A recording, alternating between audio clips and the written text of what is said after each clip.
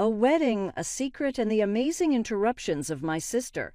I was always aware that my sister Laura would attempt to sabotage my wedding. I didn't anticipate how wonderfully she would pull it off. I'm Jessica Chastain, and I worked as a waiter at a little Italian restaurant in downtown Providence when I met Timothy, the love of my life, in what seemed like the most mundane way possible. That's what everyone believed anyway. As we shall see, the truth was much more fascinating.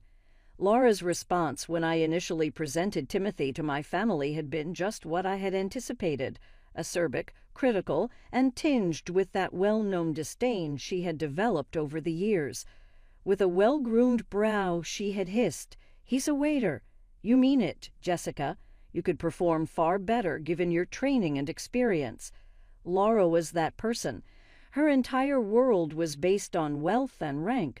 She had recently graduated from college and married a hedge fund manager, whose fortune and power she showed off like a trophy. It was an insult to her entire being that I, her younger sister, who had attended Columbia, would voluntarily pick a man who spent his evenings serving spaghetti plates. She was unaware, no one was, that Timothy had a compelling purpose for working at that eatery. He did more than work as a waiter. He was the heir to the multi-million-dollar Cuban restaurant company, which had sites all across the nation. However, he wasn't the type of man who anticipated collecting checks while sitting in a boardroom. He felt that every part of the business should be learned from the ground up. After working his way up from dishwasher to front of house, he insisted that he wouldn't take over the business unless he had direct knowledge with every aspect of it. However, we had decided to wait until after the wedding to discuss it. Timothy had answered, "Let them judge," his dark eyes glimmering. "It's more fun that way." And they did judge, Laura in particular. The wedding morning. My wedding day came with a clear and brilliant dawn. Our choice of a tiny, lovely chapel was ideal. It was nothing like the extravagant event Laura had planned for her own wedding 4 years prior. My mother was fussing over my veil in the wedding room when Laura, wearing high-end heels, burst in like a cyclone. "You can't go through with this," she said, appearing to be preparing an intervention while standing in the doorway. Her face was a mix of rage and despair, and she was still wearing her pricey outfit like armor. "Already tired," I sighed. "Laura, not today," she said, raising her voice. "Do you even know what people are saying? That you're insane, that for some waiter, you're risking your life." After putting up with Laura's dramatics for several months, my mother finally had enough. "You are the only one saying that, Laura," she stated firmly. Laura looked at our frustrated mother. "Most likely, all he wants is her money. He is taking advantage of her." I gave a little chuckle. If only she were aware. I could have told her that Timothy was worth more than her priceless hedge fund spouse, and that his family's firm generated revenue figures that would have made her head spin. I could have shut her down right then and there. But since I didn't have to, I didn't. I loved Timothy, and he loved me. Nothing Laura said would be important in a few short hours. The dramatic wedding nobody would ever forget. The thought that Timothy was attempting to steal my money made me laugh. His hidden billions were almost hilarious in comparison to my meager teacher pay. Laura, however, interpreted my laughter as defiance rather than amusement. She snapped, "Fine," as she dug inside her luxury clutch with immaculately manicured nails. "Destroy your life. But if you live in a little flat above a restaurant, don't come to me in tears." If only she were aware. A penthouse with floor-to-ceiling windows overlooking the city skyline was already the choice of Timothy and myself. Our trip, a villa fit for a billionaire's fantasy and a private island with white sand beaches. However, I remained silent. We had agreed that the truth would be revealed when it was ready, and that moment was rapidly approaching. The ceremony started beautifully. Timothy stood at the altar, looking impossibly handsome in his tailored suit, one Laura had probably assumed was a cheap rental.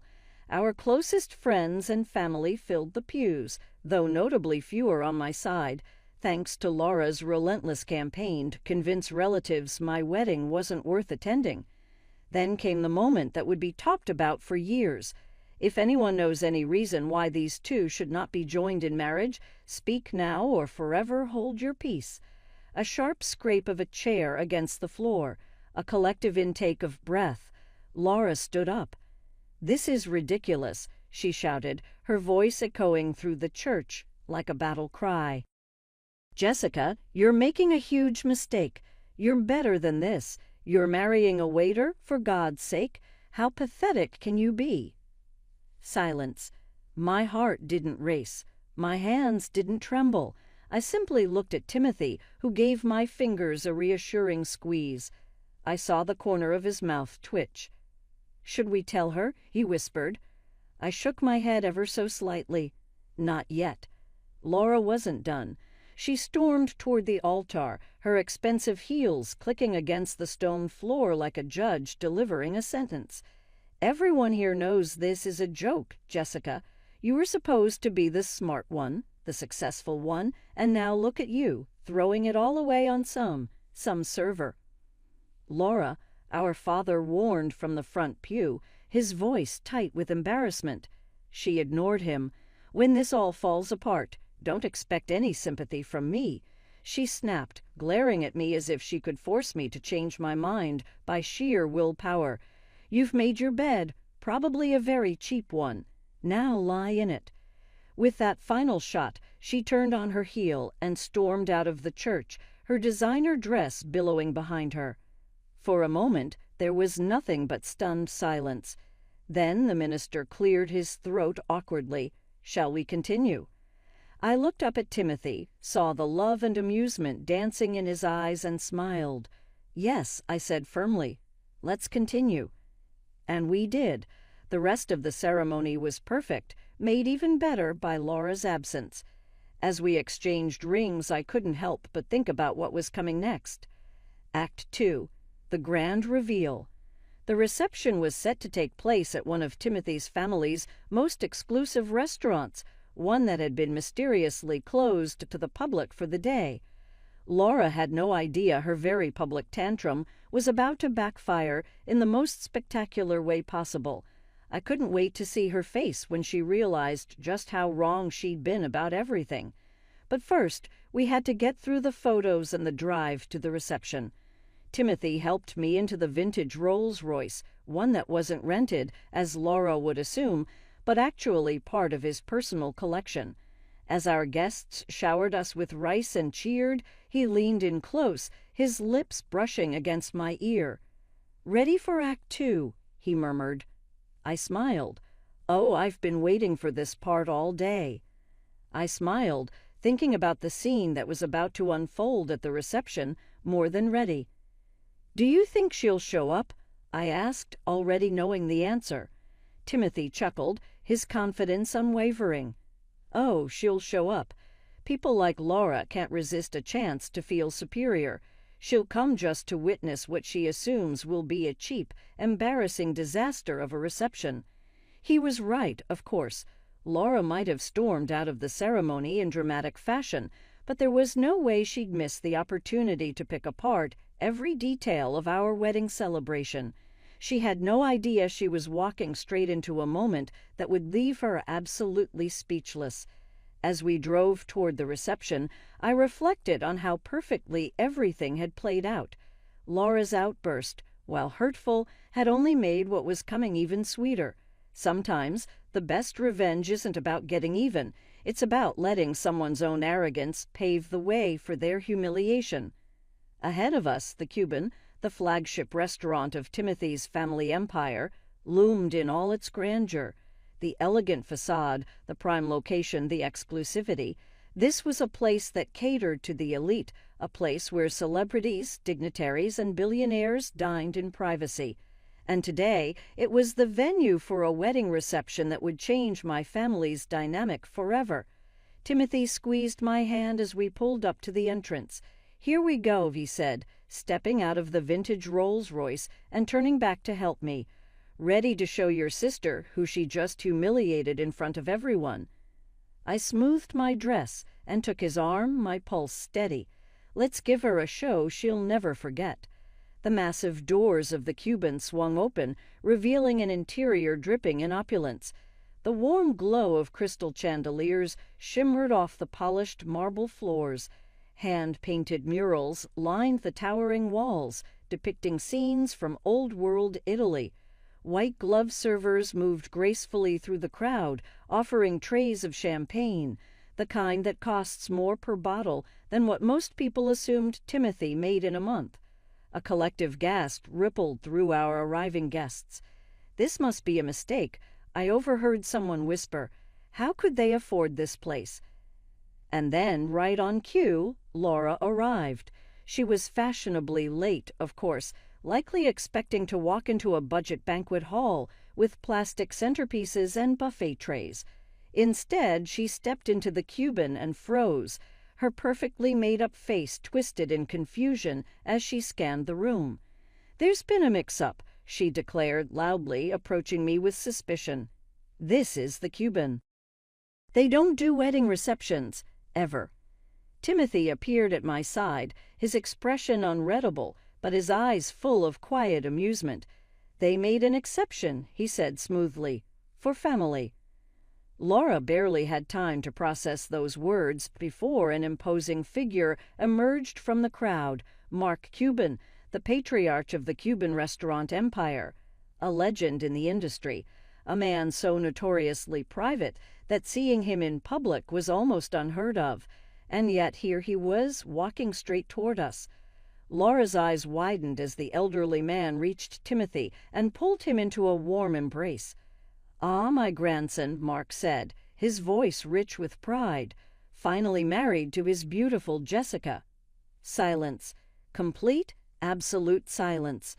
Laura's champagne glass slipped from her fingers, shattering against the marble floor. "Gee, grandson," she choked out, her voice barely above a whisper. Mark turned to her, his sharp eyes sizing her up. "Ah, you must be the sister who caused such a scene at the church," he said, his tone pleasant but edged with something unmistakable. "Tell me, what was it you called my grandson?" He paused, pretending to think. "Ah, yes, some server, wasn't it?" Laura went pale. Her mouth opened and closed, but no words came out. The realization hit her like a freight train. Timothy wasn't just some waiter. He was the heir to one of the most powerful restaurant empires in the country. The Cuban group owned hundreds of high-end establishments across the globe, as well as luxury hotels, vineyards, and prime real estate. And she had just publicly embarrassed herself in front of all of them. I stood there, watching it all unfold, feeling no need to say a single word, because at that moment, Laura finally understood just how wrong she had been, and there was no sweeter victory than that. Laura stammered, her face pale. I didn't know." Mark raised an eyebrow and spoke calmly. "Maybe next time you'll remember that true class isn't about what someone does for a living. It's about how they treat others." Timothy squeezed my hand as Laura stood there, frozen in embarrassment. Around us, guests began whispering as they pieced everything together. The simple wedding ceremony followed by this grand reception, the so-called waiter who was actually the heir to a restaurant empire. Laura finally found her voice. "Why didn't you tell me?" she demanded, her tone a mix of anger and disbelief. "You let me believe, you let me make a fool of myself." I met her eyes, my voice calm but firm. "Would it have mattered? Would you have treated Timothy differently if you had known who he really was?" She didn't answer. "That's exactly why we didn't tell anyone," I continued. "We wanted to know who our real friends were." Laura's face twisted with frustration. "But I'm your sister." "Yes," I said, holding my ground, "which makes your behavior even worse. You couldn't even be happy for me unless you approved of my choices based on social status." Mark cleared his throat. "If you'd like to leave, no one would blame you. You've already provided enough entertainment for one day." Laura's face turned deep red. She glanced around the room, realizing that everyone was watching her. The same people who had witnessed her dramatic outburst at the church were now seeing her embarrassment unfold in real time. She lowered her gaze. "I should go," she muttered. Then, to everyone's surprise, Timothy spoke up. "Stay." All eyes turned to him. "Stay. Enjoy the reception," he said sincerely. "Think of it as a chance to start over, to see people for who they are, not what they own or what they do for a living." I looked at my husband with pride. Even after everything Laura had done, he was still showing more kindness and grace than she ever had. Laura hesitated, looking down at the shattered glass at her feet. Then slowly she nodded. I'd like that, and I owe you both an apology." Mark smirked. "Yes, you do. But perhaps that can wait until after the first dance.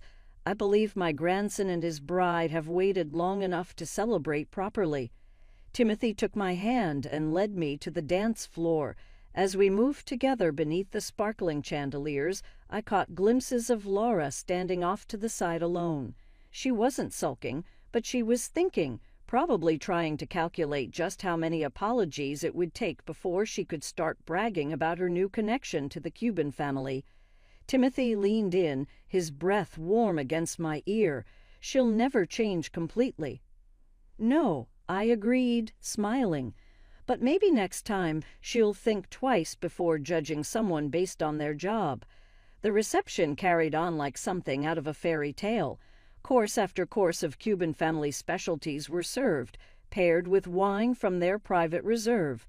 Guests were captivated as Mark shared stories of how Timothy had worked his way up, insisting on starting at the bottom. Mark shared stories of how Timothy had worked his way up, insisting on starting at the bottom. He didn't want special treatment, Mark explained. "Most rich kids want to jump straight into the corporate office. Not my grandson. He wanted to earn his place." I squeezed Timothy's hand under the table, filled with love and pride. He had never needed a title or wealth to prove his worth, and now neither did I. I watched Laura's face as she finally realized just how wrong she had been. The waiter she had dismissed so easily had more work ethic and humility than her wealthy hedge fund husband ever had.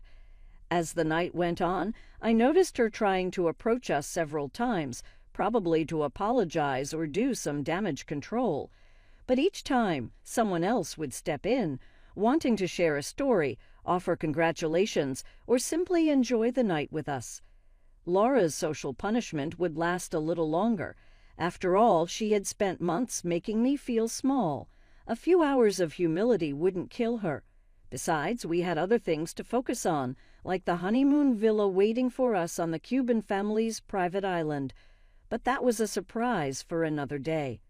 For now, I was happy to dance with my husband, surrounded by people who loved us for who we were, not what we owned. And if my sister learned something from all of this, well, that was just icing on our very expensive wedding cake. Life settled into a new rhythm. Timothy and I moved into our penthouse overlooking Providence Harbor. I continued teaching while he took on more responsibilities within the Cuban group. We kept things simple, just as we always had. But Laura struggled with our new dynamic. "You could at least let me host a proper housewarming," she complained one afternoon, looking around at our minimalist decor. "This place deserves to be shown off." "That's exactly why we don't show it off," I replied. "Some things are better kept private." She didn't understand. For the past year, she had been trying to rebuild her reputation, dropping the Cuban name whenever possible. Her social media was suddenly full of posts about my sister and her husband's amazing restaurants and family dinners at the Cuban. Timothy found it amusing. "At least she's promoting the business," he'd say with a shrug. But everything changed when Laura's perfect world fell apart. Her hedge fund husband, John, got caught in a massive scandal, insider trading, fraud, the works. Suddenly, the wealth she had flaunted over everyone was gone, frozen by federal investigators. Late one night, she showed up at our door. Her mascara was streaked down her face, her expensive designer coat wrinkled from what looked like hours of crying. "They're taking everything," she sobbed. "The house, the cars. John's facing jail time. I don't know what to do." I led her into the living room where Timothy was working on his laptop. He looked up, concern crossing his face. Laura swallowed hard, her voice shaky. "I need help." The words clearly hurt her pride. I don't know how to start over." Timothy and I exchanged glances. This was it. Would we help the sister who had tried to ruin our wedding? The same sister who had only accepted us after discovering our wealth. Timothy sighed and leaned back in his chair. "There's an apartment," he said finally, "above one of our smaller restaurants in Stevenage. It's nothing fancy, but it's a start." Laura's eyes widened. "You'd do that? After how I treated you?" Timothy nodded.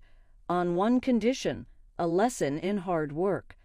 I looked at Laura and said, "You'll work in the restaurant. Learn the business from the ground up, just like Timothy did. You'll wait tables." Her eyes widened in horror. Timothy nodded.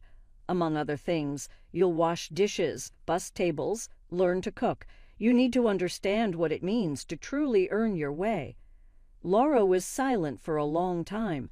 I could see her struggling with her pride, wrestling with the idea of doing the kind of work she had always looked down on. Finally, she let out a shaky breath and nodded. "Okay, I'll do it, but will you help me? Show me how."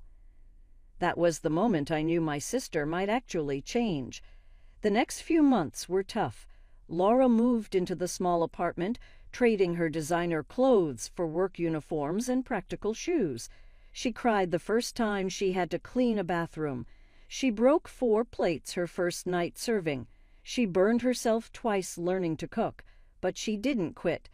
I watched as she slowly transformed from someone who looked down on service workers to someone who defended them. She started leaving bigger tips when she ate out. She called out rude customers who mistreated staff. She finally understood the hard work behind a job she once dismissed. 7 months into her new life, I went to visit her at work. She was at the pass, expediting orders, her hair tied back, completely focused. No makeup, no pretense, just honest work. Timothy appeared beside me, watching her with a small smile. "She's doing well," he said. "The staff actually likes her now." "Do you think she's learned her lesson?" I asked. Timothy chuckled. "I think she's learned several. Want to tell her the other news?" I nodded, waiting until her shift ended. Laura joined us at a corner table, exhausted but somehow more real than I had ever seen her. Timothy leaned forward. "How would you feel about managing this place?" he asked casually. Laura blinked, her eyes widening. "What?" "You've worked every position, earned the respect of the staff. The manager is moving to our new location in Milwaukee. The job's yours if you want it." Laura looked at us, clearly overwhelmed. "But why? After everything?"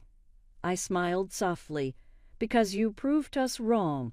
We thought you couldn't change, that you'd always be the person who cared more about status than substance. But look at you now." Her eyes filled with tears. "I was awful to both of you. I let money and status blind me to what really matters." Timothy nodded. "And now?" Laura took a deep breath, then smiled. A real, genuine smile. "Now I finally see what matters. I know now that what really counts is who people are, not what they own or what they do for a living." That night, as Timothy and I walked home, he squeezed my hand. "Your sister finally found her way." I smiled. "Our way," I corrected. "The hard way, the honest way." Timothy chuckled.